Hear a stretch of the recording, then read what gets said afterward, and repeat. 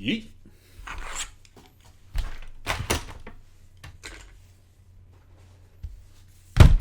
Bam, ladies and gentlemen, we have the book I've been waiting for a long time now, Ritual of the Damned. It is the latest in the Psychic Awakening series, and this one takes care of some of our most important factions. The Grey Knights, the Thousand Sons, and of course, the Dark Angels. So this continues the story of the Psychic Awakening that's been going on, and it also provides with a whole bunch of new rules for those factions that I just mentioned. So we're going to dive right into it. Again, I'm really enjoying the artwork that they've been doing with this. I need to look up. The guy's been sharing the pictures as they've been coming out. The guy that they've had to do all of the illustrations, he's been sharing them online. It's pretty cool stuff. I really enjoy the art that he's been doing. It looks awesome and super grimdarky and pretty fantastic. I really like it a lot. But so yes, the book itself is super awesome. I'm not going to spoil any of the story because that's lame. Nobody wants it spoiled for them, because especially if you want to read, you want to know about it. That's what you want to hear about it. So I'll let you get into that. But what we will do is we're going to go in and check out what kind of rules that they've got going on here. So let's open this up, clear a space for it, and open it up here. So once again, it's got some fantastic. I really like what they've been doing, the quality of the product they've been putting out so far, going forward with these things. So going through here, talking about it, they've got all this the story that's been going on with this. They've got a bunch of different missions that go on, which we'll look into. And then they've got the Dark Angels, the Grey Knights, and the Thousand Sons.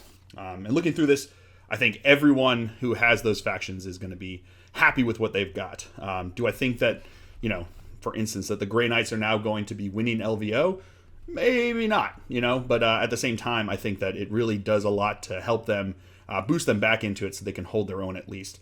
And you can enjoy it going into a tournament, because not all of us are going to win LVO, but certainly all of us who want to go to LVO can enjoy it. So that's what I'm going to be doing, going through this and showing what the new rules that they've got going on here. So once again, they've got some beautiful artwork with some awesome stories that they got going on here, going through this whole campaign that they've got.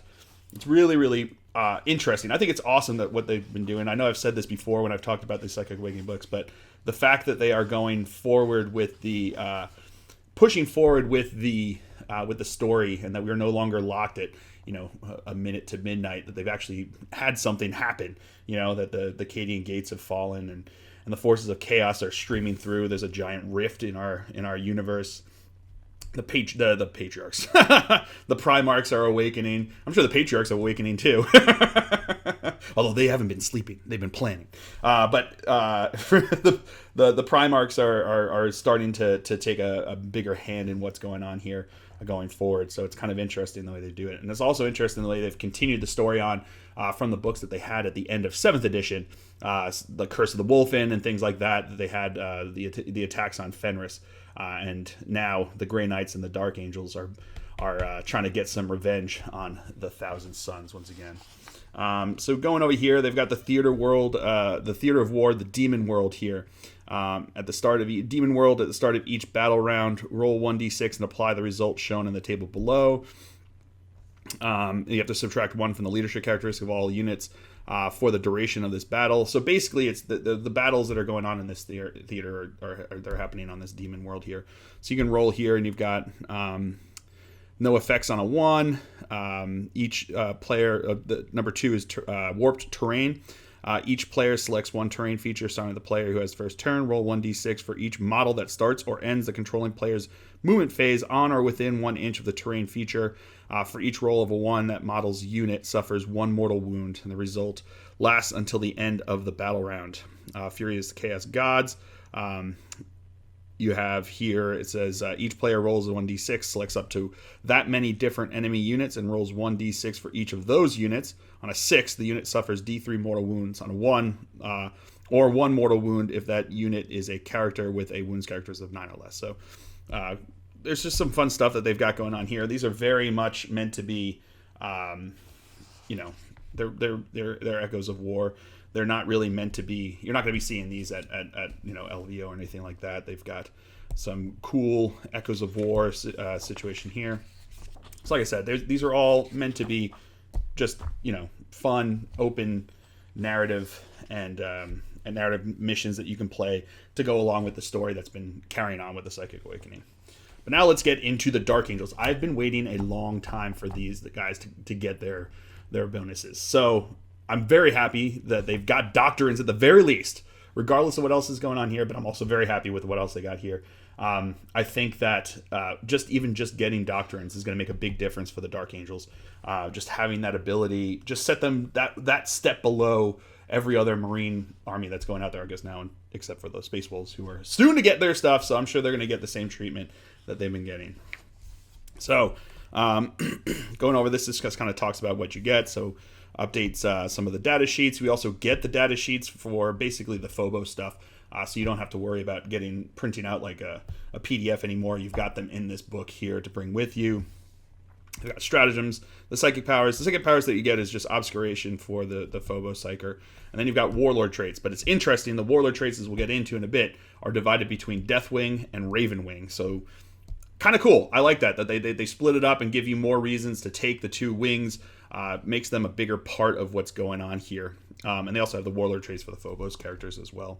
You've got some more relics and special issue war gear like all the other ones. And then you've got your litanies of battle and name generator, which is always fun. And point values. So they got the point values going forward here. Except for one, which we'll talk about in a bit. So this goes through just talking about all the different stuff that they've got going on with them, with the chaplains, librarians, and the Vanguard. Just giving them their updates that they've got here. So now let's get into the abilities for the Dark Angels here. The Sons of the Lion. So all Dark Angels units in Codex Dark Angels, excluding servitors, gain Angels of Death ability. So Angels of Death gives them, and they shall know no fear, Bolter Discipline, and Shock Assault, and Combat Doctrines. So all of this now means that everything going forward is now expanded to vehicles as well, which I know the regular Marines had already gotten. We not so much in the non-Codex adherent chapters, so it's interesting to be able to finally get those things. So the same thing, Bolter Discipline and Shock Assault are no different than what they've got here, and they shall know no fear is no same different.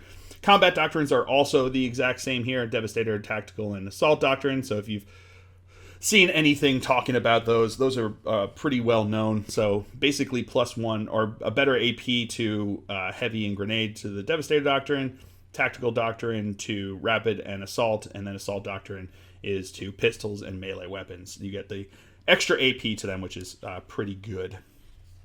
And then they've got some updated data sheet amendments for the different weapons that they've got here that have changed with the Space Marines getting their new stuff. So, and the data sheet amendment here, the Dark Angels Reaver squads gain the Phobos keyword. So, our Reavers are keep Phobos as well, which is what it's supposed to be. So, Master Lazarus. This is the new character that's coming out here. The Master of the Fifth Company crossing the Rubicon to save his life, and then using that newfound power to take the battle back against the Thousand Suns here.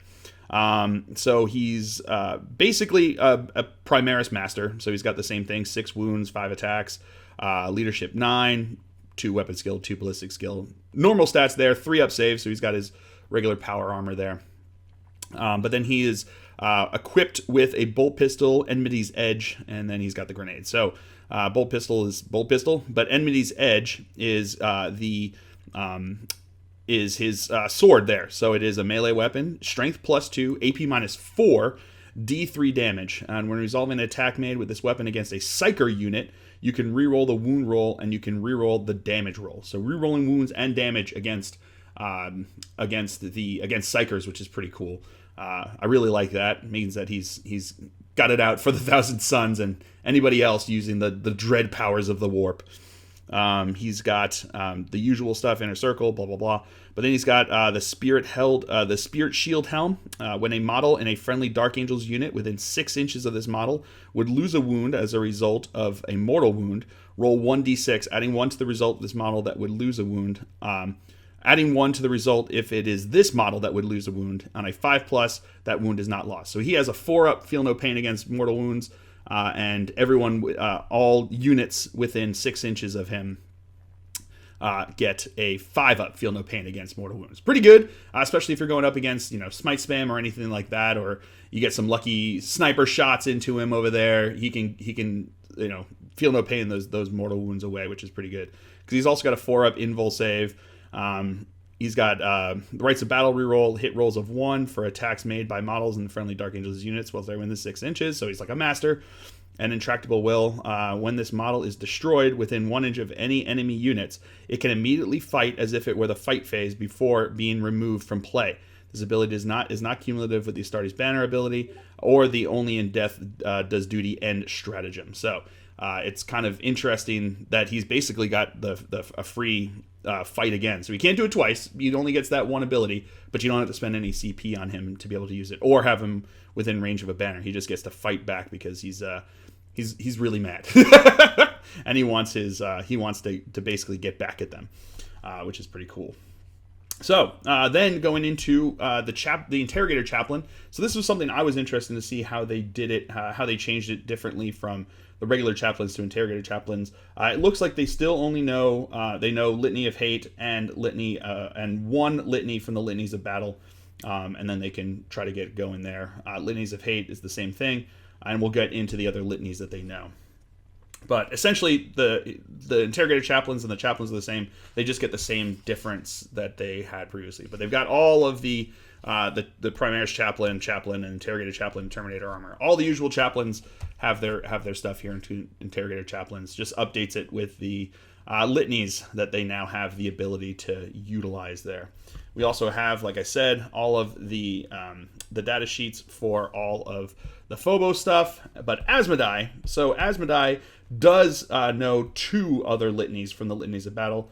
At the start of the battle, this model can recite 1 litany it knows that has not already been recited on a 3+. So it's the same thing. He just knows an extra litany, but everything else that he has there is the exact same going forward from what we had previously. So pretty cool that Asmodai knows 1 extra litany. The other ones just know they're 1. He knows the 2. Also updated the Intercessor Squad to give them the access to the close combat weapons for the sergeants there. And again, Infiltrator and Cursor Squad. So everything Phobos that we've got access to them in here. Eliminators, Victor Tactical Warsuit, and the Suppressor Squad. Everything's here. So pretty good. Also the Executioner and the Impulsor. So we got access to all the new stuff we got there. So now let's get into the new stuff here. So going into their abilities here, all units, excluding servitors in Dark Angels detachments and Dark Angels successor chapters detachments, gain the Grim Resolve ability. So again, now Grim Resolve goes to everything. So even our tanks, even our flyers, everything gets Grim Resolve, which is pretty cool. So we no longer have to sit there and shake our fists in defiance at the fact that everyone else gets it on all their units. Everything gets it, which is pretty cool. But you have the same, the Defenders of Humanity for troops and whatnot. So Grim Resolve is the exact same. They didn't update it. I was a little disappointed with that. I wanted it to get something here, but reroll hit rolls of 1 for attacks made with ranged weapons by models in this unit, so long as this unit did not move this turn. In addition, this unit can never lose more than 1 model as a result of any single failed morale test. I'm not happy about that. The fact that I think that our chapter tactic was already not that great compared to some of the other ones. And then when everyone else got theirs updated, including the Blood Angels, who now have +1 inch to their charge, which is pretty fantastic. The fact that ours just stayed the exact same when we were already, I think, behind the 8 ball, even compared to Space Wolves and Blood Angels. I don't know. I wanted to see something else. I wanted to see something more, or maybe switch out the morale test thing just to give us something, a little boost. But it's all right. We'll deal with that. But we do get a benefit, the Relentless Hunt, which is our super doctrine that we get for the doctrines there. It says, whilst the Devastator doctrine is active, the range characteristic of all heavy and rapid fire weapons equipped on Dark Angels units in this ability increased by 6 inches. Range characteristic of all assault and pistol weapons equipped by Dark Angels units ability is increased by 3 inches. That's pretty fantastic. I really, really, really like this. You can drop in, some Flamer Boys, some veteran squads with Flamers and drop pods. Turn 1 to clear out screens. You've got that +6 inches means that our rapid fire Hellblasters are now going to be able to, they have 36 inch range, which is pretty awesome. You've got the fact that this adds onto our twin assault cannons on our Talon Masters, which I got even more stuff that's going to help them later. So now they've got 30-inch range on their twin assault cannon and 42-inch range on their heavy bolters. Our las cannons are going to be now 54-inch range on our las cannons. Awesome stuff, and it affects every single weapon. So if you've got pistols, if you've got assault weapon, you now have a benefit to everything in the Devastator Doctrine. So you can't, if you're sitting there and you're like, oh well, I'm not going to benefit from anything until turn 3, which is what affects with the Blood Angels. You get to go it right from the get-go, every single weapon you have, except, I guess, close combat weapons. You got that extra range there, which really helps. Especially with Flamers now, are going to be, 11-inch Flamer range, so you can drop in a deep strike and shoot things with Flamers. It's going to be hard for anyone to charge outside of range of your Flamers now, so maybe you get it with the aggressor squads with the Flamers, which is pretty cool. And there's something else that could tie well with that coming up forward. I'll talk to you about that in a bit, but I really like it. I think it's a really fantastic bonus that we get there, and if you plug it in with all of the other stuff, it's going to be really, really awesome. So now you've got our Talon Masters are now AP -2 on their weapons, and they've got that extra 6-inch range, and we'll get further into some of the cool stuff that they can get there. So then this just talks about all the different stuff you get access to going forward over here. So let's go over the stratagems. So you've got Duty Eternal. You've got your Dreadnought here. It's 1 CP. Use the stratagem when a Dark Angel's Dreadnought model from your army is chosen as the target of an attack. To the end of the phase, when resolving an attack made against that model, have the damage inflicted rounding up. So not bad. I think it's really cool because it's kind of easy to pop off some Dreadnoughts, especially if you have non-character named ones. Having the damage done to them is pretty good, especially if they're shooting some big, heavy, strong stuff at them.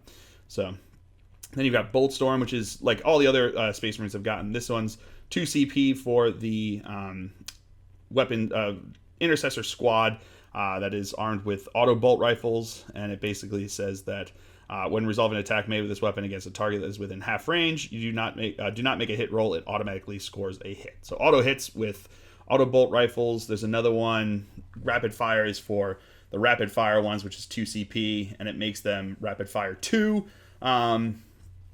which is pretty cool. And then there's another one further up, which I think is we'll get to it in a bit, but it's basically for the Stalker ones, which lets you to target against characters. So it's the same ones that all the Space Marines have, but it's pretty cool there. So then you have Hunter Slayer Missile, which I think other ones had. For 1 CP, you get to have a Dark Angel's Repulsor. Can fire.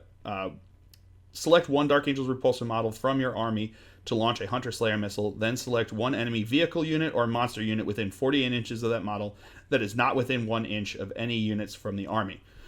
Roll 1d6 on a result. If the result is equal to or greater than the model's ballistic skill, that unit suffers D3 mortal wounds. Each Dark Angel's Repulsor model can only be selected for the stratagem once per battle.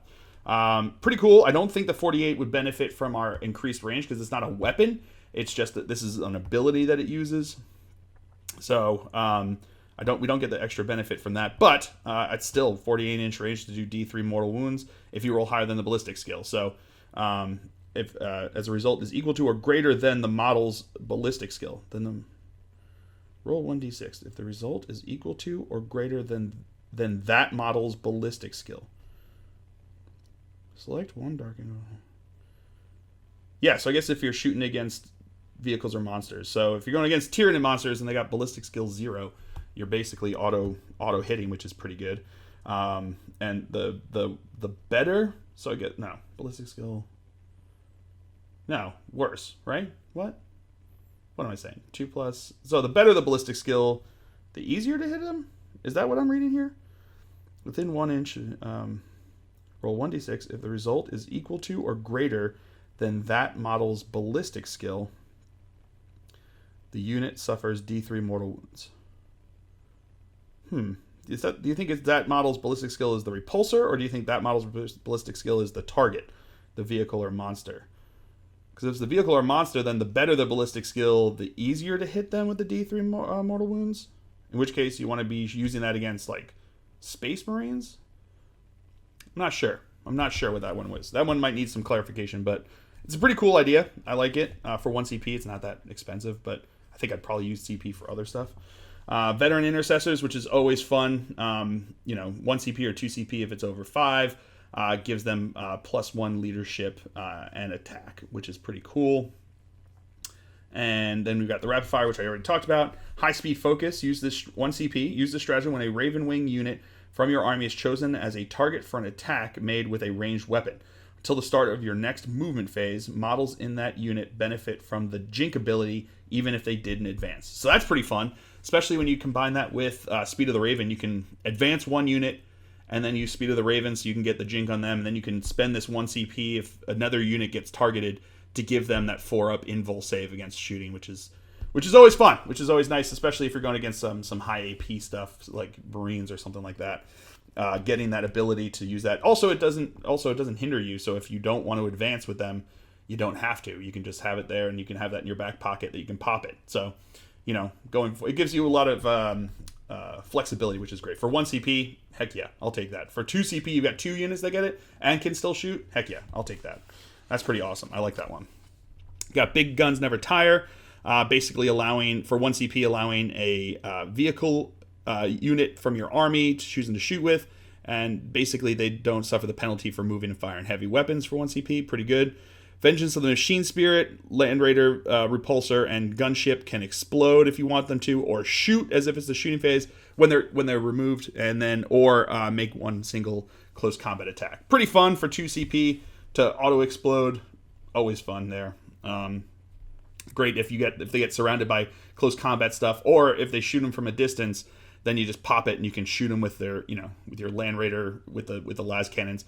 Didn't expect that to happen in your shooting phase. You've got Target Sighted. That's the other one I was talking about. Intercessor Squad with the Stalker Bolt Rifles. It just allows them to shoot against targets and get a 6+, inflicts a mortal wound in addition. But that's for 3 CP because that's pretty powerful. You got a squad of them being able to do that is pretty good. And then you've got 1 CP for Fury of the First. Use this stratagem in any phase. Select 1 Deathwing Terminator unit from your army. Until the end of that phase, when resolving an attack made by a model in that unit, add 1 to the hit roll. That's pretty cool to overcome a bunch of Power Fists or Thunder Hammers. Just throw this for 1 CP, and now they're going to be hitting at their regular weapon skill. Or if you've got, Lightning Claws, you're hitting on 2s with them, which is pretty fun. Then Steady Advance. Use this stratagem in your shooting phase when a Dark Angel infantry unit from your army is chosen to shoot with. Until the end of that phase, for the purpose of Bolter Discipline ability, the unit is treated as if it remains stationary from your previous move phase. So this doesn't work for anything else other than Bolter Discipline. So that wouldn't proc with like our Grim Resolve. But for 1 CP, not bad if you want to be able to shoot those Stalker patterns. So if you want to spend that and this, you can move them up and then shoot characters, which is pretty good. Hero of the Chapter, use the stratagem before the battle, basically give you another Warlord trait, which is pretty fun.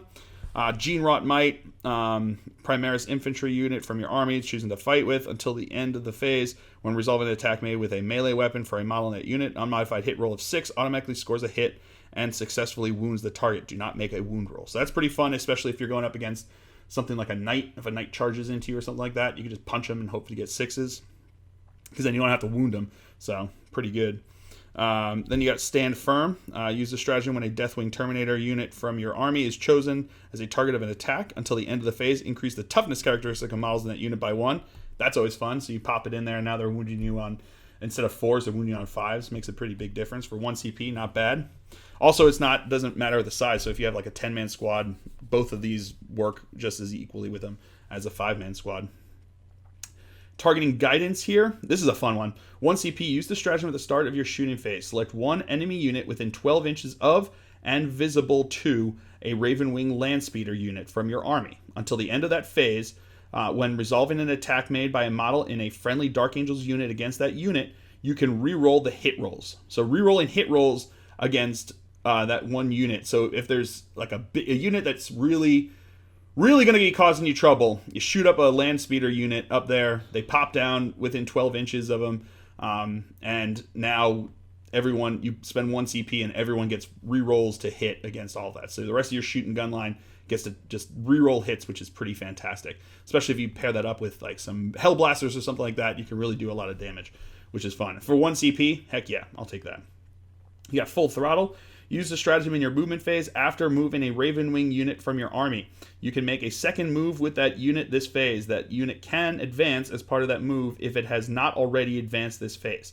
That unit cannot shoot or charge this turn. So you're giving up your shooting and charging, but it lets you move twice. So if you need to like really book it across the board and you need to get onto an objective, for instance, or you need to get get line breaker at the very end there, double move them up there, advance during one of them, and boom, you're where you need to be for 1 CP. Not bad. I like that one a lot. Got Combined Assault. This is fun for 2 CP.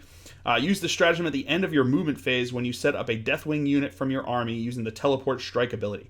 You can set up that unit wholly within 6 inches of a friendly Ravenwing Biker unit that has not advanced this turn, and more than 6 inches from any enemy models. Any models that cannot be set up in this way are destroyed. So it basically lets you get you a 6-inch charge into the enemy units as long as they can get within with a biker squad there. So you can move up a bike squad, put them down there, and then you drop in your Deathwing units, which is pretty fun. For 2 CP, I'll take that any day of the week. The number of 9-inch charges that I failed with my Deathwing Knights is heartbreaking.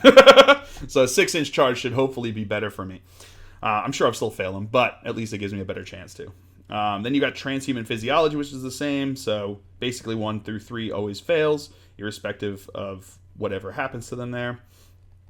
When resolving an attack made against this unit, unmodified wound roll of 1 through 3 always fails. So unmodified wound rolls of 1 through 3, irrespective of any ability. So even if they get +2 to wound or anything, a 1, 2, 3 on the die is not going to wound them, which is pretty cool.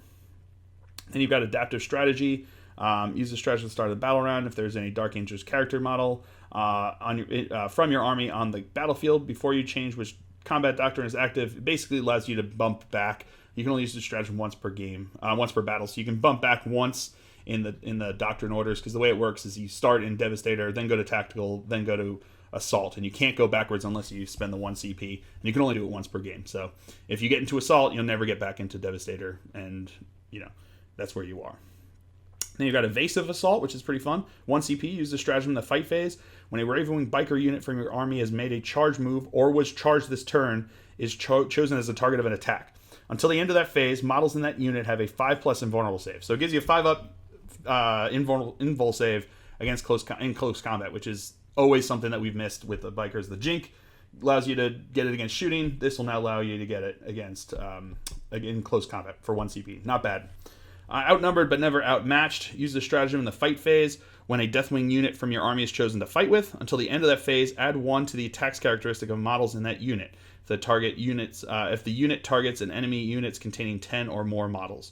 So that's pretty fun. Then you've got Honored by the Rock. That basically allows you to take successor chapters, get the relics from them, which is pretty cool.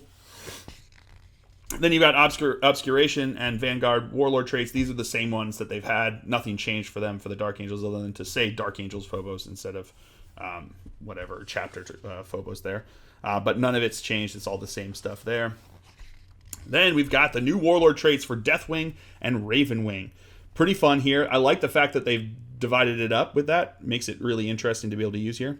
So let's go over the Deathwing ones first, and then we'll go into the Ravenwing ones. So you have Deathwing Warlord traits. Number 1 is Lay Low the Mighty. You can reroll wound rolls for attacks made with melee weapons against character units or units with a wounds characteristic of 8 or more by models in friendly Deathwing units whilst their unit is within 6 inches of this Warlord. So basically giving you reroll wound rolls against characters and big things, so vehicles or monsters or things like that. Pretty cool. I like that, especially if you're trying to get like a very aggressive aggro unit. You can use that with that +1 to a hit that they've got with that CP there to really get those punches in there, especially if you're going against something like Knights or something that you really need to make it happen. That's going to be helpful a lot. Inexorable. When resolving an attack made against this Warlord, an unmodified wound roll of 1 through 3 always fails, irrespective of ability. So basically you get Transhuman Physiology all the time on your Warlord, which is pretty cool. Actually, really cool, because then you're only wounding on, at best, 4s. I mean, if you get stomped by a Knight, usually they're wounding you on 2s. Now they're wounding on 4s. Always against that character. Really makes you stick around, which is pretty fun. and it unmodified wound roll 1 through 3 always fails. So that's pretty cool. Then you've got Watched. Once per battle in your opponent's psychic phase, this warlord can attempt to resist one psychic power in the same manner as a psyker by taking a Deny the Witch test, even if your warlord is not within 24 inches of the enemy model manifesting the psychic power. When taking that Deny the Witch test, do not roll the dice. It is automatically passed. That's pretty cool. So, if you're going into a situation where you're running into, say, a whole bunch of, someone who has a whole bunch of, smite spam, or you're going against like Thousand Suns, obviously it was designed with Thousand Suns in mind with this book being here, but they're a good choice of it. You're going against Magnus or something like that. You can just pop that, and suddenly now he, once per game, once per battle, but there might be maybe that first turn you keep him from souping up his invul save, and that'll allow your shooting to take him down and save you all the trouble of a Magnus that's just going to be popping around in your back line there. So I like that a lot. It's very, like I said, very situational. Like if you're running up against Necrons, that's not going to help you. But like if you're running into Magnus, maybe that makes sense to you to bring it so you can just keep him from proccing that super invul save and make him a little bit more killable, which is pretty cool. Also says here, Master Lazarus has the Brilliant Strategist. That's the one where you can reroll to get. You can roll to get your CP back, and you get that free reroll during the game. Then let's go over the Ravenwing Warlord traits here. We got Impeccable Mobility. Whilst they are within 6 inches of this Warlord, models in Ravenwing units from your army do not suffer the penalty for moving and firing heavy weapons or for advancing and firing assault weapons.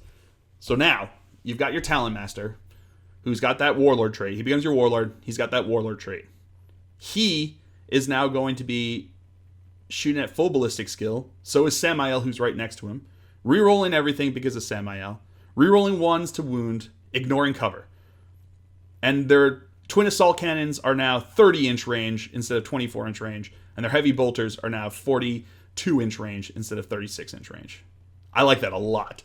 I think Impeccable Mobility is going to be used a lot in Dark Angel's units, forces, especially with the Talon Master Samael combo there. They're going to be super they're going to benefit a lot from that, which is pretty great. It only affects Ravenwing units. You can't use it to help any of your guys with the heavy weapons, but it will help your Ravenwing units. And I think that combo of the like I said, the Talon Masters and Samael is going to make a big difference for them, which is pretty great. Then you've got Tactical Flexibility. Once per battle, at the start of the battle round, you can select a combat doctrine that is not currently active. Till the end of the battle round, when resolving an attack made by a model in the friendly Ravenwing unit within 6 inches of this Warlord, you can treat the chosen doctrine as being active instead of the currently active doctrine. Gives you a little bit more flexibility. I don't think because you're not going to be bumping out of Devastator doctrine often. I think we're going to have that same kind of situation as the Iron Hands, that we're going to want to stick in Devastator doctrine just because of how much it helps with our guys there. So if you have a couple of units that you just want to give that extra AP -4 to your Plasma Talons, maybe you use this one to give them the ability. But it's only once per battle, so still pretty good. Then you got Outrider. At the start of the first battle round, before the first turn begins, this Warlord and one other Ravenwing unit from your army can move up to 12 inches as if it were your movement phase. They cannot advance as part of this move. Those units must end their move more than 9 inches away from any enemy models. If both players have the units that can move before the first turn begins, the player who's taking the first turn moves their units first. So that's pretty cool. You can get your Black Knights and a Talon Master all the way up the board there to get some early shots in. I like it. I think it's pretty good. I still think Impeccable Mobility is better, but I can definitely see situations. The Raven Guard make a big use of being able to move beforehand, and I know that Death Company certainly use that a lot, which is pretty cool. Then we got Relics of Caliban. To note in here, this does not preclude you from giving these Relics of Caliban to vehicle models. One of them, for instance, because it says Ravenwing Talon Master, is the only one who can take it. And I think because they name all of them, so I guess Deathwing is the only one. If you can, I'm not sure if I don't think that our Chaplain Dreads get that. So yeah, I guess that's why they didn't have to say it, because it's very specific who can take them. But let's go through them here. So we got Reliquary of the Repentant, Ravenwing Biker model only. I'm not sure if Samael and Corvus. Well, he's a named character, so he can't even take it. So I guess this one only works if you're doing Legends, because all of our character Ravenwing Bikers. Oh no, I guess you can name your Ravenwing champion, because he's a character. You can name him your warlord if you want to, or give him the relic there, which is pretty good. All right, so yeah, I guess there's a couple Ravenwing biker characters that you can give them to. Reliquary of the Repentant models, bikers only.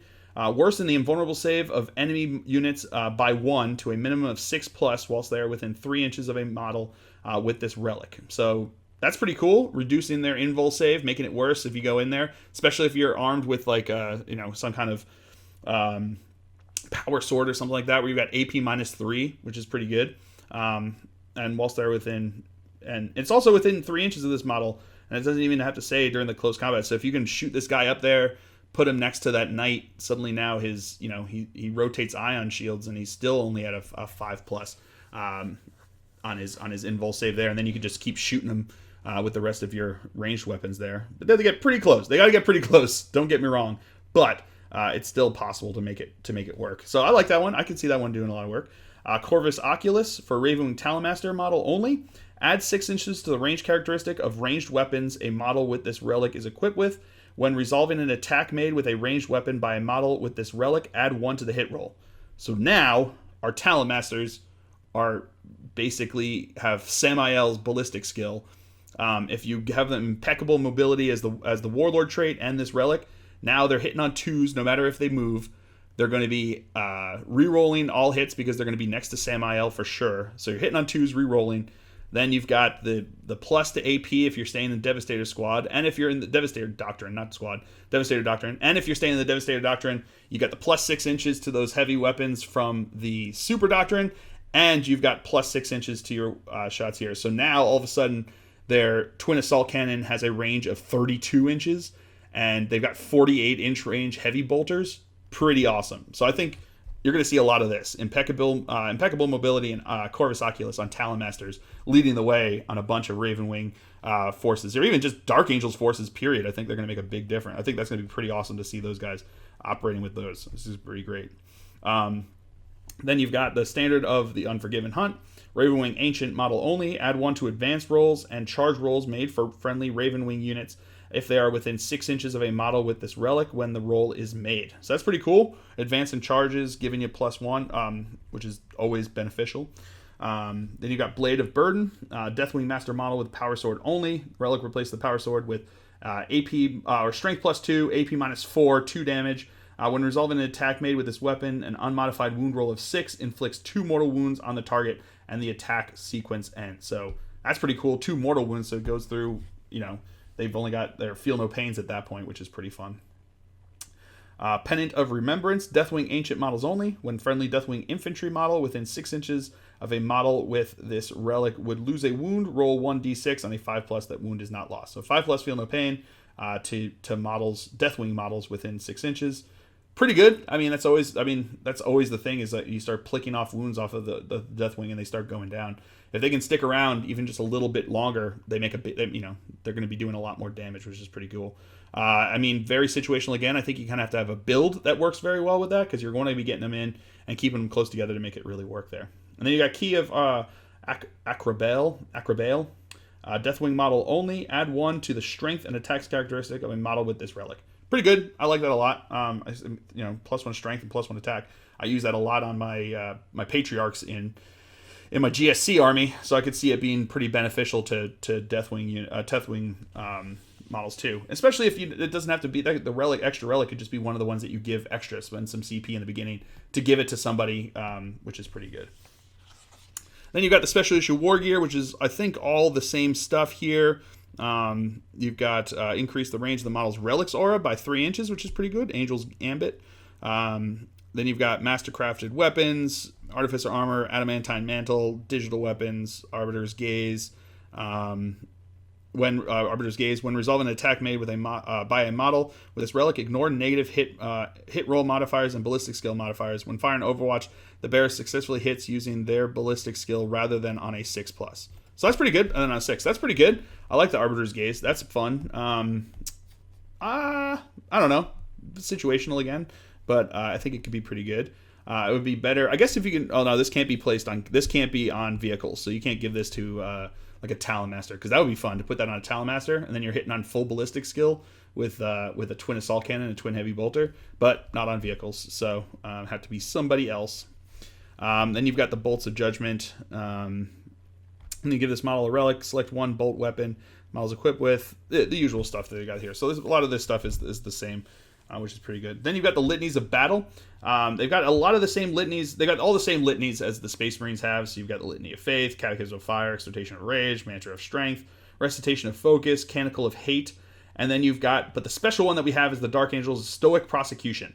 If this litany is inspiring, then when a friendly Dark Angels infantry unit that is within 6 inches of this unit and did not advance or fall back this turn is chosen to shoot with, models in that unit can shoot with ranged weapons as if the unit had remained stationary. That's pretty awesome, especially if you have that paired up with our Grim Resolve, where the unit had remained stationary. So they can get the Grim Resolve benefit, which is pretty cool. Also super beneficial with our with aggressors, because now they get to double shoot as long as they didn't advance. They could just do their regular movement, and now they have double shoot, and they have increased range because if you're in Devastator Doctrine there. And so all of a sudden their flamers there are going to be range 11, and they'll get to double shoot even though they moved, which is pretty fun. So I think this is going to be pretty standard. You're going to see this a lot of Dark Angels chaplains and Interrogator chaplains going forward, because that, I think, is going to be the litany that's going to make a big difference with our guys there. Then you've got your name generator. So I will be... there's a whole lot of nuns here, which is pretty interesting, because I guess they don't have a lot of last names there. But I am going to be Valol Marner. Valol Marner. Pretty cool. I like that. I always like that. Add a little fluff to your army there. And then we got the Dark Angels points values here. There is one point value that is sorely missing from this set of points here. So all the points are the exact same as in chapter approved. The only difference that would have been on here is Master Lazarus, because he's the new character. There's no way to have known his point values except for in this book, but he is missing. So they're going to have to tell you how many points he is, because he's not in this book. So that's going to probably come out, like, I imagine the day of release, they'll release the information as to how many points Lazarus is going to be. But yeah, he's got no points. So until they release that, he's unable to be used in any of the any match play games there. So, but I'm sure that'll be resolved day one when it comes out here. But yeah, no points there. He's not in any of the things here. But all the points are the exact same as they were in chapter approved. So if you got 2019 chapter approved, you know all the points there, which is pretty good. Now let's go into the Grey Knights here. I think they did a good job with the Grey Knights, which is pretty fun. They've got their thing is they don't get doctrines, but they do get something called Masters of the Warp. So basically, units with this ability gain a bonus depending upon which tides of the warp is dominant. See below. If your Battle-Forged army units only benefit the bonus if every unit from the army has this ability, excluding servitors. At the start of the battle round, choose at the start of the first battle round, choose which of the tides is currently dominant. The dominant tide can subsequently be changed using the warp shaping psychic power, which we'll get into in a bit. So essentially, there's 4 different tides, and you get to choose going in which one you want to be dominant. So which one is going to be happening, which is pretty interesting there. So we've got Tide of Fury. Whilst this tide is dominant, when resolving an attack made with a nemesis weapon by an infantry model with this ability, you can reroll a wound roll of 1. So rerolling 1s to wound, which is pretty good with nemesis weapons. Not bad. You got Tide of Convergence. So whilst this tide is dominant, add 1 to the strength and damage characteristics of psi weapons that infantry models with this ability are equipped with. Pretty good. Infantry models, though, so I guess not your Dread Knights, only the regular Dude Bros. Tide of Shadows. Whilst this tide is dominant, a unit with this ability receives the benefit of cover to its saving throw, even while it is not entirely on or within a terrain feature. When resolving an attack made with a ranged weapon against a unit with this ability, while it is entirely on or within a terrain feature, subtract 1 from the hit rolls. So that's pretty cool. Doesn't say anything about being infantry or anything like that. So if you have a Dread Knight sitting on top of a terrain feature, he's going to be -1 to hit, and he's going to have the benefit of cover, which is pretty cool. So, and it's no range differential there. So you can just pop that in at the beginning there, and now suddenly everyone's -1 to hit, and you get cover even if they're just like 3 inches away from you. Right up in your grill. Better than a Laytok. which is pretty awesome. And then you've got Tide of Escalation. Whilst this tide is dominant, when a unit with this ability and the Rites of Banishment ability manifests the Smite psychic power and is not resisted, that power inflicts 1 additional mortal wound on the target. So that's pretty cool. So now all of a sudden they're doing 2 damage on their smites, which is pretty fantastic. I mean, that's average for regular smite there. Guaranteed 2 to be going off there with a smite, and this as many smites as they can get off there. That's pretty awesome. I think that's gonna be pretty cool. So I think these last 2, Shadows and Escalation, are probably gonna be the 2 most popular ones. If you're going with a lot of more smite spam, maybe pop out Escalation. Tide of Shadows is gonna keep you on the table as you make your way across the table to go kill them, because that's one of the issues that staying alive has always plagued Grey Knights. So that will certainly help you a lot with that. So like I said, it's better than the abilities that the Raven Guard have there, and everyone can get it. So everybody in the gets the Master of the Warp ability, which is pretty cool there. But like I said, this one's Tide of Conversion specifically says infantry, so that wouldn't benefit the Dread Knights. But Dread Knights could get the Shadows, Tide of Shadows, though. Pretty fun there. And then they gave you the Chaplain, basically just updating it to have the litanies there. And they've got a whole new set of litanies, which is pretty cool. We'll get into that in a bit. So let's go over the stratagems here. So you got Transcending Physiology, which is, we've talked about that one, 1 through 3, which is pretty good. Masters of Combat. Use the stratagem in the fight phase when a Grey Knight's Paladin unit from your army that has not been chosen to fight with this phase is chosen as the target of an attack until the end of that phase, when a model in that unit is destroyed. Before that model is removed from play, it can fight as if its unit has been chosen to fight, which is pretty cool. So basically, you get to fight again before you die for 2 CP for an entire unit of Paladins, which is pretty cool. You got 2 CP for Vengeance of the Sheen Spirits, so the same thing. Land Raider and Storm Raven gunships can auto-explode or shoot, blah, blah, blah. Pretty good. I like it. Like I said before, I think it's pretty cool.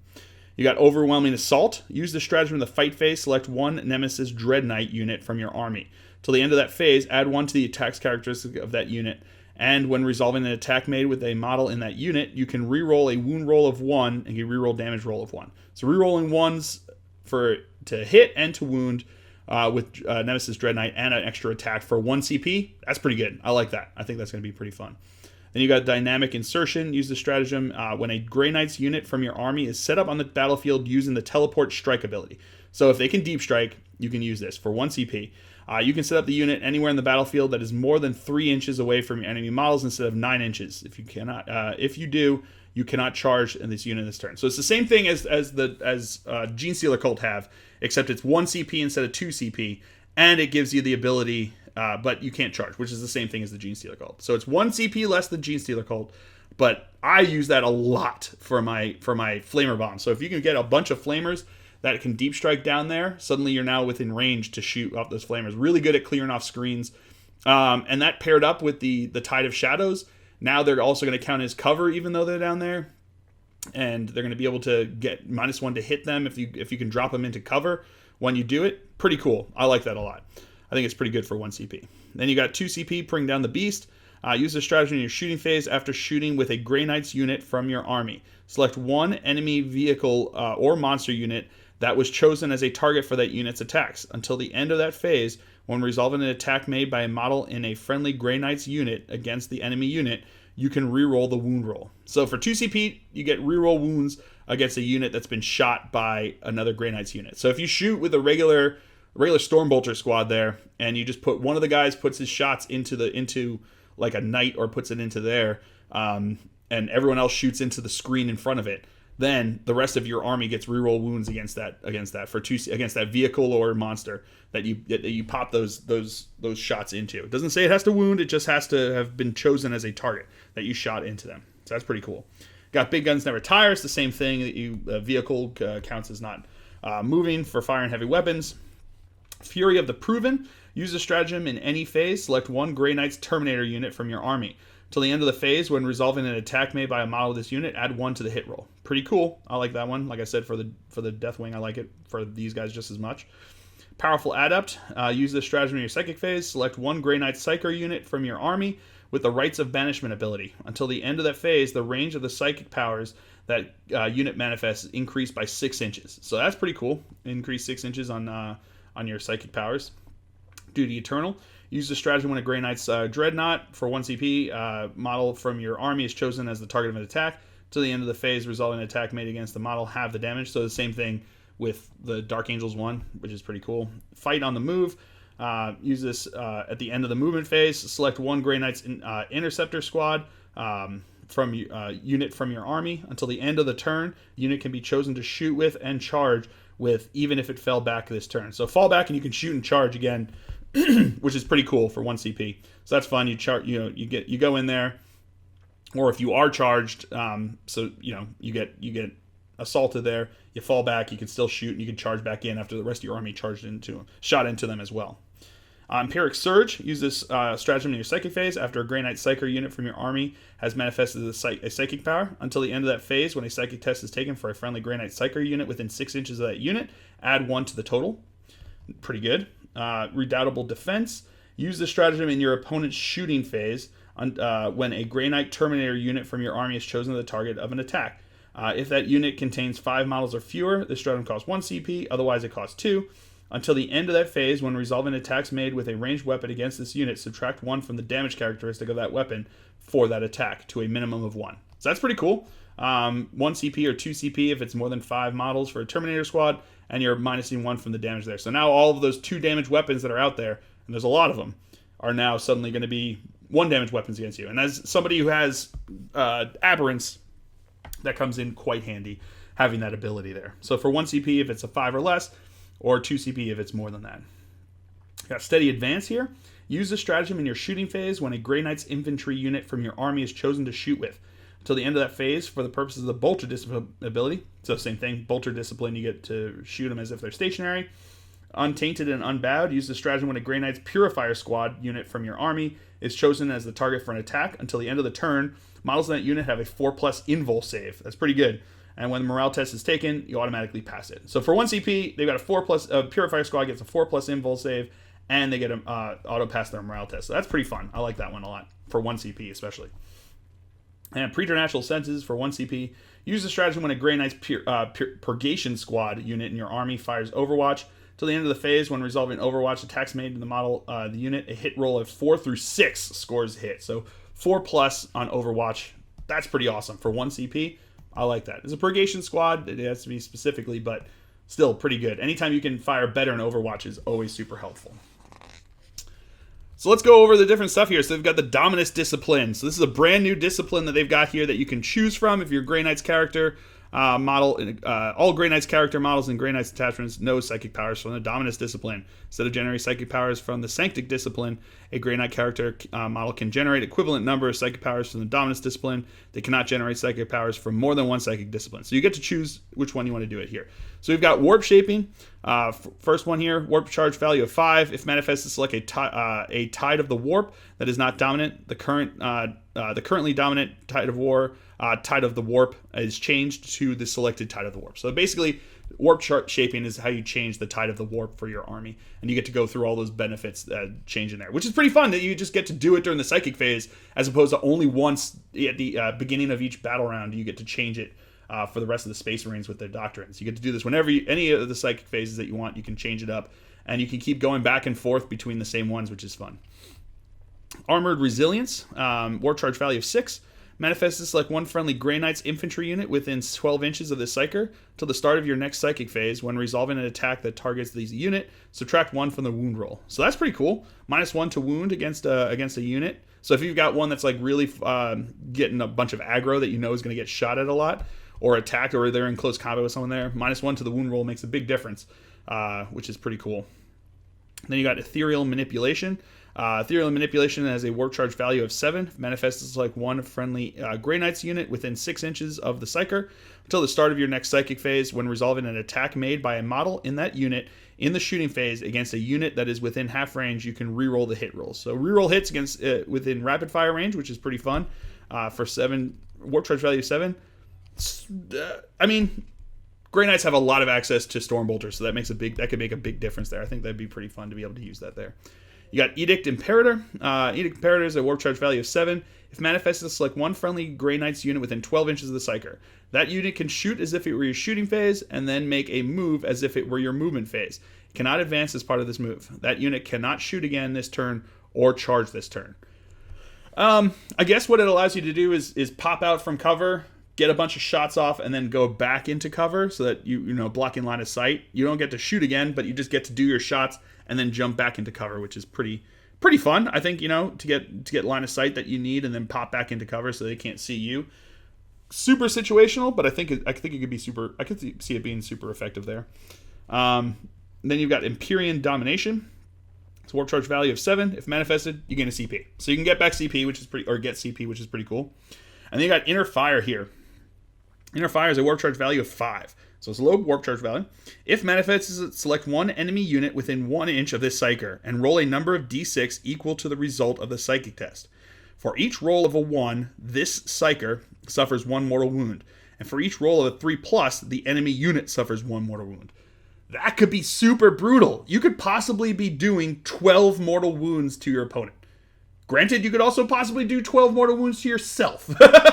But I think that could be super, super effective, especially if you're going pretty aggro, if you're planning on being like right up in the thick of things. Having that ability in the back pocket is pretty awesome. So you charge in there, and on your psychic phase, the next turn or if you get charged, next turn with the psychic phase, boom, you pop this, and odds are you're doing a lot more mortal wounds than you're taking, unless you roll like me, in which case you're dead. Then we got the Relics of Titan. So these are going to be, we've got the Blade of the Forsworn, a model with Nemesis Force Sword only. Basically, it becomes Strength +1, AP -3, 3 damage. When resolving an attack made with this weapon against demon unit, vulnerable saving throws cannot be made. So that's pretty cool. Just slicing through demons. Sanctic Shard, or even anyone else really, instead of D3 damage, you're doing 3 damage flat, which is pretty cool. And Strength +1 is always nice to have that. Then you got Sanctic Shard. When the psychic test is taken with a model with this relic, you can re-roll the result. Add 1 to the total of psychic. So re-rolling, that's pretty good. Re-rolling psychic powers and having +1 to the powers, which is pretty great. Meaning that you could, I guess, technically roll on the Inner Fire, do 13 mortal wounds to somebody if you so manage to roll such. And then you've got Algorium Scrolls. When resolving an attack made with a Nemesis weapon by a model in a friendly Grey Knight's unit within 6 inches of the model with this relic, an unmodified hit roll of 6 scores 1 additional hit. Pretty good, especially if you want him there to be buffing close combat bros. I think that could be super effective. Stave of Supremacy. Models with a Nemesis warding stave only. When a psychic test is taken for an enemy model within 18 inches of a model with this relic, the enemy model suffers Perils of the Warp on any roll of a double. So that's pretty cool. Back to the old perils there. Any doubles, they're suffering Perils of the Warp, which is pretty good. And then you've got Artisan Nullifier Matrix, Librarian model only. Once per turn, when a psychic test is taken by a friendly Grey Knight unit within 6 inches of a model with this relic, you can increase or decrease by 1 the value shown on one of the dice. So if you roll that double 6s and you want to drop it down to an 11, you can do that. You -1 from that one roll and becomes a 5. And you got, no longer perils, but you still have the super smite or whatever. Or if you roll that 1, you could bump it up to a 2. So if you rolled a 6 and a 1 and you needed that 8, or 5 and a 1 and you needed that 8, you get to bump it up there and give you that, which is pretty good. So I think also this is mainly, I imagine this is to keep you from Perils of the Warp. Because if you roll double 1, you make one of them a 2 and you don't perils. If you roll double 6s, you make one of them a 5 and you don't perils. That's mostly what I think that's going to be saving you from. Which is, pretty good. I've seen Perils of the Warp do a lot of damage. An Etheric Conduit. Tech Marine model only. When using a model with this relic, Blessings of the Omicide ability, the target model regains up to 2d3 lost wounds instead of up to d3. So that's pretty awesome. Healing possibly 6 wounds on a vehicle. I like it. I think that's pretty cool. I like that one there. And then you've got the Litanies of Purity. So this is a whole new set of litanies that only the Grey Knights have the access to, I think. So you've got Litany of Faith here, which is if this litany is inspiring, then when a model in a friendly Grey Knights unit within 6 inches of this model would lose a wound as a result of a mortal wound, roll 1d6. On a 5+, the wound is not lost. So it's not cumulative with anything else, but you get a 5+ feel no pain against mortal wounds, which is pretty good within 6 inches. Then you've got Words of Power. If this litany is inspiring, select one friendly Grey Knights unit within 6 inches of this model. When resolving an attack made by a model in that unit with a weapon that is a random damage characteristic, you can re-roll the dice when determining damage inflicted. So, all of those Nemesis weapons that you've got down there, all your close combat weapons that are D3, boom, now you get to re-roll them, which is pretty cool. I like that one a lot. Intonement of Guidance. If this litany is inspiring, select one friendly Grey Knights unit within 6 inches of this model. When resolving an attack made with a ranged weapon by a model in that unit, ignore hit roll modifiers and ballistic skill modifiers. So that's pretty cool. Ignoring that. So if you want to be able to, if you're shooting at, say, an Alatok when they do with reflexes on there, lightning fast reflexes, suddenly you're just hitting at your regular ballistic skill. You don't get the benefits to any pluses, but you don't have any of the negatives, which is always pretty good. Refrain of Convergence here. If this litany is inspiring, then when a Deny the Witch test is taken for this model, add 3 to the total, because your psykers as well. Your chaplains are psykers as well, so you get to reroll. You get to add 3 to the Deny the Witch test, which is pretty awesome. So you're no longer at the you don't have to, if you roll the same, you don't suffer that. You've got +3 there, which is pretty good. Always pretty good to be able to deny things there. Recitation of Projection. If this litany is inspiring, select one friendly Grey Knights unit within 6 inches of this model. Add 6 to the range characteristic of bolt weapons and psi weapons models in that units are equipped with. So if you add that with some of the other benefits that we got over here with the psi weapons, that could make a pretty big difference, make them pretty brutal there, especially early game. So you start off with that one that gives the benefit to the tide of the warp, that gives the benefit to the psi weapons, and you start off with this and you have add 6 inches to the range. Pop them off there. Then you, on your next psychic phase, when you come through, you get to pop it into the shadows so that as you're moving up, you no longer really care about that +6 inches. But pretty good. I like it. I think it's pretty good. So you get that first opening volley with the psi weapons, and then you pop in and you get into close combat, which is pretty good. Then you've got Invocation of Focus. If this litany is inspiring, select one friendly Grey Knights unit within 6 inches of this model. When resolving an attack made by a model in that unit with a Nemesis weapon or psi weapon, improve the armor penetration characteristics of that weapon by 1 for the attack. So that's pretty cool. I like that. I think it's a pretty good one. I think there's probably others that I would use before it, but I mean, if you need it, if you're going up against something with a lot of armor, that might be super helpful. Grey Knights name generator. I'm going to be Belaris Foros. I like it. Fun. And then you got the points values here for everything. So they've got the point values for basically everything that you have access to, which is pretty good. Then we've got the Thousand Suns. So going into what they have here. So their main thing that got changed here is going to be the Cults of the Legion. So what happens is basically this will allow you to personalize your Thousand Suns detachments to represent one of the following 9 cults of the Legion. So you have the Cult of Prophecy, Time, Mutation, Scheming, Magic, Knowledge, Change, Duplicity, and Manipulation. And it also gives them access to Hateful Assault and Malicious Volleys, which they already had. Hateful Assault is Shock Assault for traders, and Malicious Volleys is Bolter Discipline for traders. But let's go into the cults here, getting into them right away, because this is the big thing that you guys got from this book. So essentially, it's letting you to make your cults here a specific or your Thousand Suns, a specific cult within there. So you've got Cult of the Legion. If your army is Battleforged and includes any Thousand Suns detachments, you can select which Cult of the Legion each of those detachments belongs to from the 9 cults listed on pages 79 through 83. So we'll go through all of them here. If you do, all Thousand Suns units in that detachment, excluding Chaos Cultist units, Zangor units, and named characters such as Ahriman, gain the relevant cult faction keyword. So it doesn't affect Zangors, Cultists, or named characters. So these new benefits don't affect them. So, for example, if your army includes a Thousand Suns detachment containing an Exalted Sorcerer, Ahriman, and 3 units of Rubric Marines, and you decide to use that detachment, detachment is from the Cult of Time. Those units, excluding Ahriman, would gain the Cult of Time faction keyword. A Thousand Suns detachment that belongs to one of the 9 cults access to the following rules. So each of them are going to get access to a different psychic power that they can choose in addition to their other psychic powers that they know.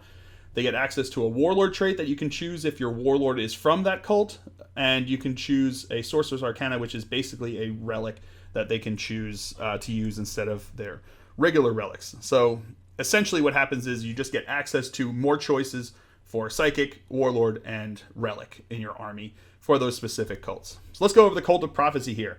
So their psychic power is Divine the Future. Divine the Future is a warp charge value of 6. If manifested, roll 1d6 and set it to one side. Until the start of your next psychic phase, you can use that dice roll to replace a single dice rolled for a hit roll, wound roll, advance roll, charge roll, psychic test, deny the witch test, or morale test for a Cult of Prophecy unit from your army. Essentially, it allows you to have a version of the miracle dice that the sisters have here, which is always pretty nice. Knowing that you're going to have that 6, plus or that one of your rolls is going to be a 6 on that charge, really makes it much better to be able to make that kind of call that you want to make that charge or something like that. Or if you really need to make that shot with whatever it is you're shooting at them, you get that 6 to auto hit. It's going to be pretty good there. The Warlord trait they get to choose here is once per turn, after the Warlord fires Overwatch, it can immediately move up to 6 inches as if it were your moving phase. So basically, it just lets you move 6 inches away. So you get to shoot Overwatch. So this is not like in Kill Team where you can either move or shoot Overwatch.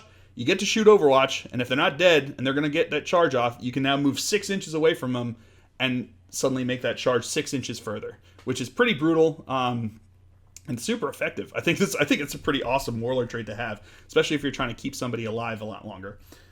And then you've got their Pythic Brazier for their Sorceress Arcana. When a unit within 6 inches of a friendly model with this relic is chosen to shoot or fight with, you can reroll 1 hit roll, 1 wound roll, or 1 damage roll. So you get to choose. It's basically you get which one of the orcs have that ability where you can choose like one of the ones that you get to reroll. Oh no, that's one of each. This one specifically only you get to do 1 reroll during that fight.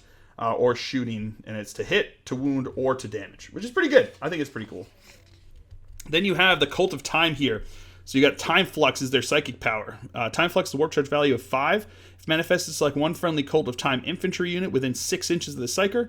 You can return 1 destroyed model from that unit to the battlefield with all of its wounds remaining, placing it in a unit coherency. If the unmodified result of the psychic test was 9+, unmodified result is 9+. You can instead return up to D3 destroyed models from that unit to the battlefield with all the wounds remaining, place them in unit coherency. That's pretty awesome. I like that a lot. I think that's a really cool psychic power just to keep your guys going, as you get to keep popping them in there. So if you got like Rubric Marines or you've got the Scarab Occult Terminators, boom, you just keep popping those guys back onto there with their full wounds, especially the Occult Terminators.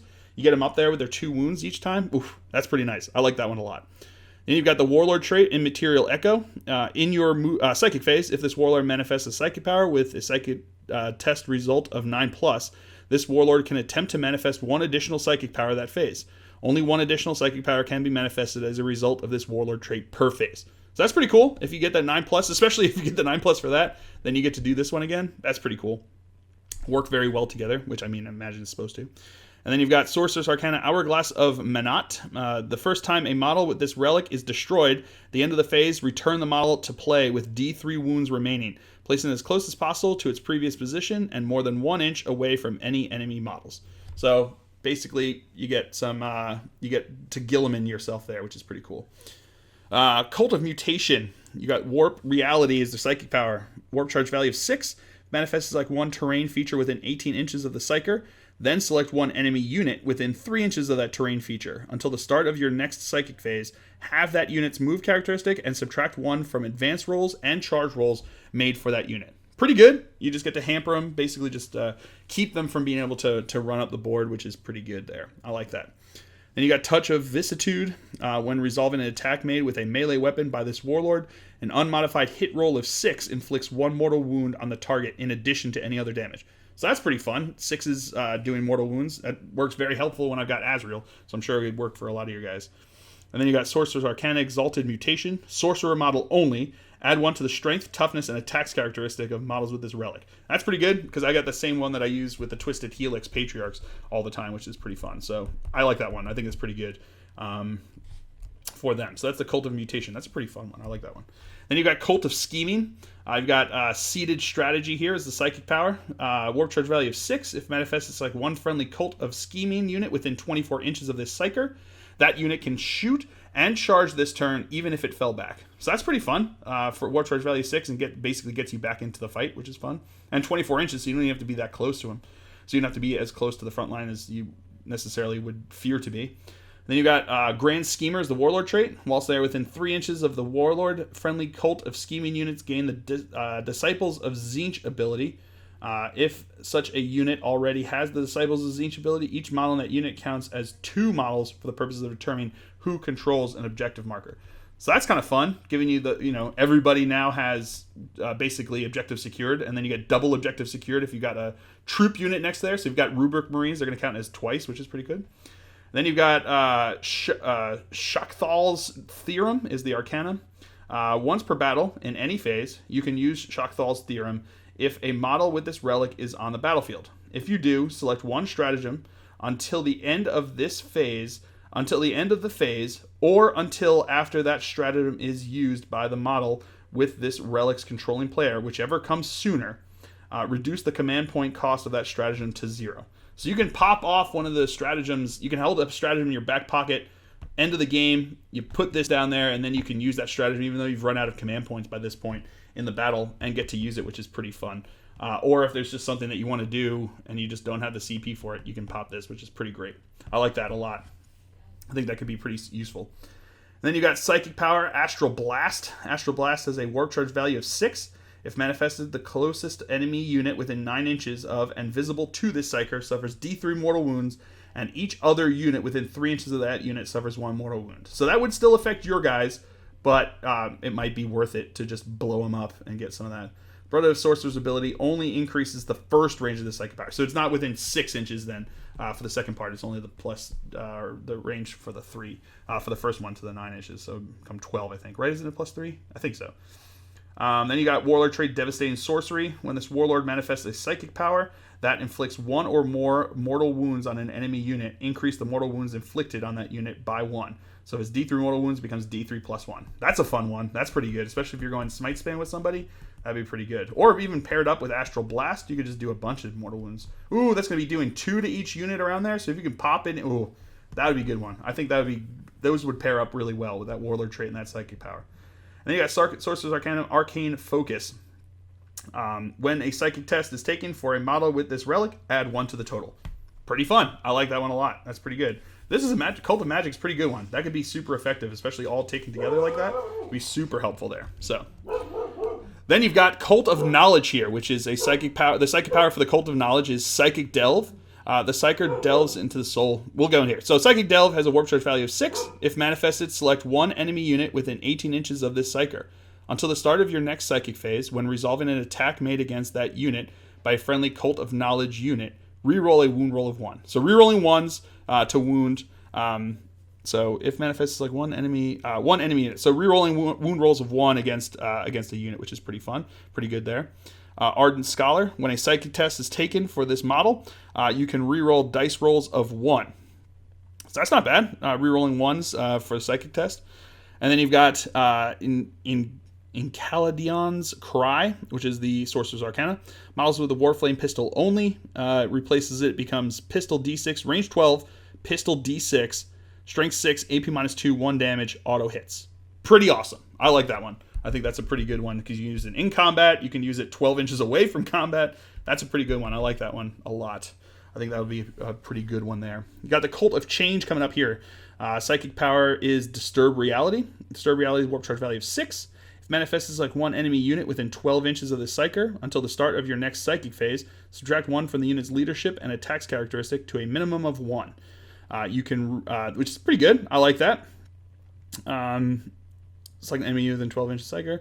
Next Psychic phase, subtract 1 from leadership, and attacks characteristic. So the attacks characteristic makes a bigger difference there. So if you're afraid of being charged, I think that's a pretty decent one to have there in your back pocket. Then you have Fickle Nature. You can reroll charge rolls made for the Warlord.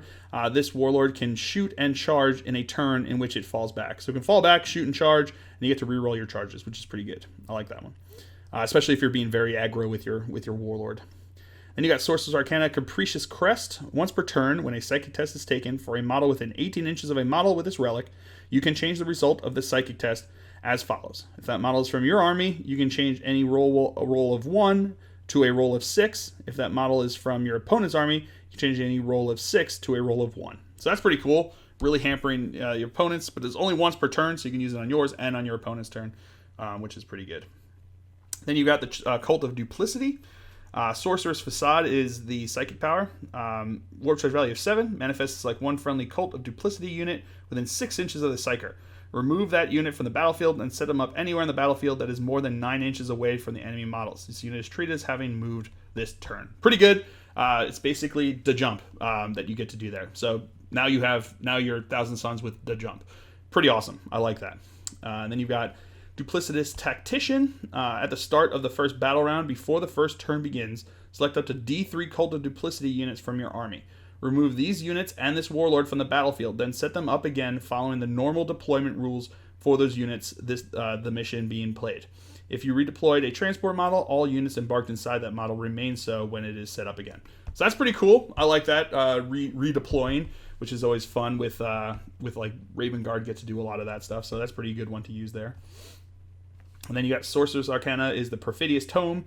At the start of the battle round, roll 1d6 if a model with this relic is on the battlefield. On a roll of 1, your opponent gains 1 CP. On a roll of 4+, you gain 1 CP. So that's pretty cool. It can benefit your opponent if you roll a lot of 1s, but it could also benefit you if you can roll 4+, getting you more CP, which is pretty good to have. Always fun to have CP. So that's Cult of Duplicity is pretty good there. I like that. Then you got Cult of Manipulation. Attempted Possession is the psychic power. Attempted Possession, warp charge value 6. If manifested, select one enemy character unit within 18 inches of the psyker. That unit suffers 1 mortal wound. Until the start of your next psychic phase, when a psychic test is taken for that unit, subtract 2 from the total. So you can select a psyker and basically just try to neuter them there with their ability to cast. They're going to take a mortal wound and they're going to have trouble casting psychic power. So pretty good if you're going up against like Grey Knights or anyone else with psychers. Really, that'll give you the ability to -2 from their total, which is pretty good. And then you got the Warlord trait, Beguiling Influence. Subtract 1 to a minimum of 1 from the attack's characteristics of the models and enemy units whilst their unit is within 1 inch of this Warlord. Also pretty good. That's a pretty good one. Then you got Sorcerer's Arcana, Sorthus's Reflector. When a model with this relic is chosen to fight with in the fight phase, you can select one enemy infantry model with a leadership characteristic of 9 or less that is within 1 inch of that model. Select one melee weapon that enemy model is equipped with. Until the end of that phase, the model with the relic is treated as only being equipped with that weapon, and it can only make attacks against that enemy model's unit. When resolving each of those attacks, you cannot reroll the hit roll, and you cannot reroll the wound roll. So you're basically taking over one guy in there, and you get to attack with all your attacks in there. I don't know. It's maybe if you're going against someone with like a lot of power fists. You know, if you're going against a lot of Terminators, that might be helpful, but I don't know. I think there's better relics that you have available to you there. Let's go over the stratagems here. So we've got additional 7 stratagems that they get here. You got Magister. Use this stratagem before the battle. After nominating your Warlord, select 1,000 Sun character from your army at Warlord and determine 1 Warlord trait. So giving an extra Warlord trait, which is pretty fun. Infernal Fusillade. Use this stratagem when a Rubric Marine unit or Scarab Occult Terminator unit from your army is chosen to shoot with in your shooting phase. Till the end of that phase, models in the unit can shoot twice with rapid-fire weapons if that unit did not move this turn. That's pretty cool. I like that. Shooting twice is always fun, especially with a bunch of combi bolters or such. Yoked Automata. Use this stratagem at the end of the opponent's charge phase. Select one enemy unit that finished a charge move within 1 inch of any 1,000 Suns character units, other than a Zangor unit. From your army that phase. 1 Rubric Marines or Scarab Occult Terminators unit from your army that is within 12 inches of that enemy unit and not within 1 inch of any enemy units can perform a heroic intervention as if it were a character, and when doing so can move up to 2d6 inches instead of up to 3 inches. That unit from your army must end that move within 1 inch of that enemy unit and not within 1 inch of any other enemy units, otherwise it does not move. So it's basically you get to make a charge. You get to charge with them in there, but you're not counting as charging, you're just counting as heroically intervening. So you're not going to get priority in attacking, but you basically get to charge because it's within 12 inches and 2d6. And if you don't make it, you can't move. So you're just going to have that, which is pretty cool. I like that, being able to charge Rubric Marines or Scarab Occult Terminators in the charge phase. So if they're trying to avoid you and try to keep you out of combat for 2 CP, you get to do it, which is pretty cool. 1 CP, you've got Risen Rubrique. Use the strategy when you set up a Rubric Marines unit from your army during deployment. That unit can be set up anywhere in the battlefield that is more than 9 inches from enemy deployment zone and any enemy models. You can only use this stratagem once per battle. But you get to pop like a big old squad of Rubric Marines 9 inches away from your opponent, and they have to handle that. That's pretty cool. I like that one a lot. You know, pop that with like Dark Matter Crystal, and all of a sudden you've got like a whole bunch of things all up in your opponent's grill really early in the battle, which is pretty fun. 1 CP, Sorceress Infusion. Use this stratagem when resolving a psychic power manifested by a Thousand Suns model from your army. If the result of the psychic test for the power has a 9 or higher. So you spend the CP when they've used a 9 or higher on a psychic test. If that model's unit contains any models that have lost any wounds, select one of those models to regain up to D3 lost wounds. Otherwise, if any models in that unit have been destroyed, you can return one of those models to the battlefield with all of its wounds remaining, placing it in unit coherency. So, for 1 CP, you get to bring back a model, which is pretty good. I think that's pretty fun. I think they have the psychic power that basically lets you do some of that as well.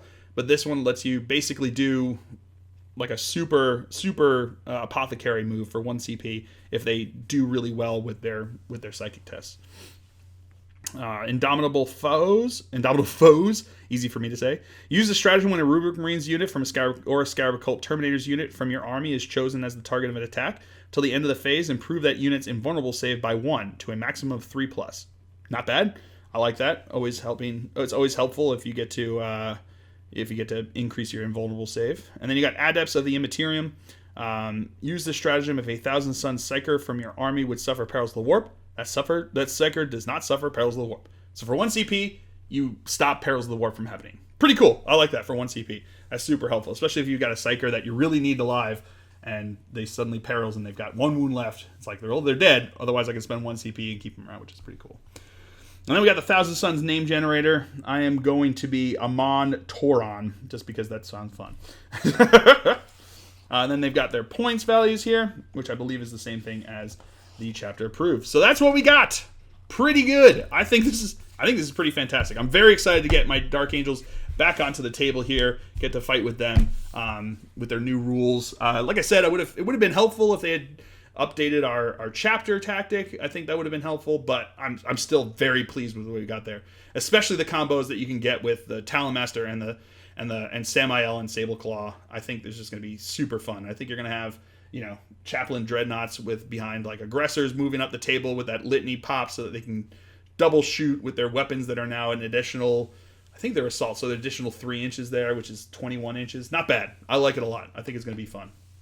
So, let me know what you guys think down in the comments below. I'm excited. I'm actually super happy with what they've been doing with the Psychic Awakening books. I think that the rules that they've been coming out with have really started to bring things into parity, which is great, and I think super useful. So you had the new supplements come out for the Space Marines, and I think that bumped up some of the power. But I think everyone getting their new rules now through Psychic Awakening are bringing them more in line with everything there. And you can see it you can see it in the results that you've been having in the tournaments. If you look at how they're doing, I think you see a lot of parity with a lot of different armies. You'll see a lot of Marines in them because that's the new hotness, and a lot of people are taking it. So if you have 10 people in a tournament and 8 of them are playing with Marines, then 80% of the results are going to have Marines in those results, whether they're 10th or 1st.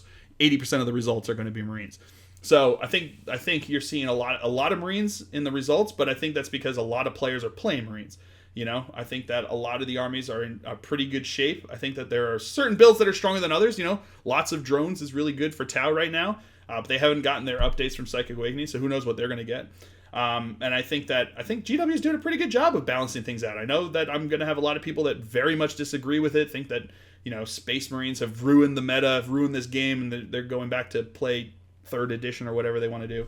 But I mean, that's up to you. If you think that way, you're allowed to think that way. I disagree entirely. I think that 8th edition is the most fun that I've had playing this game in a while.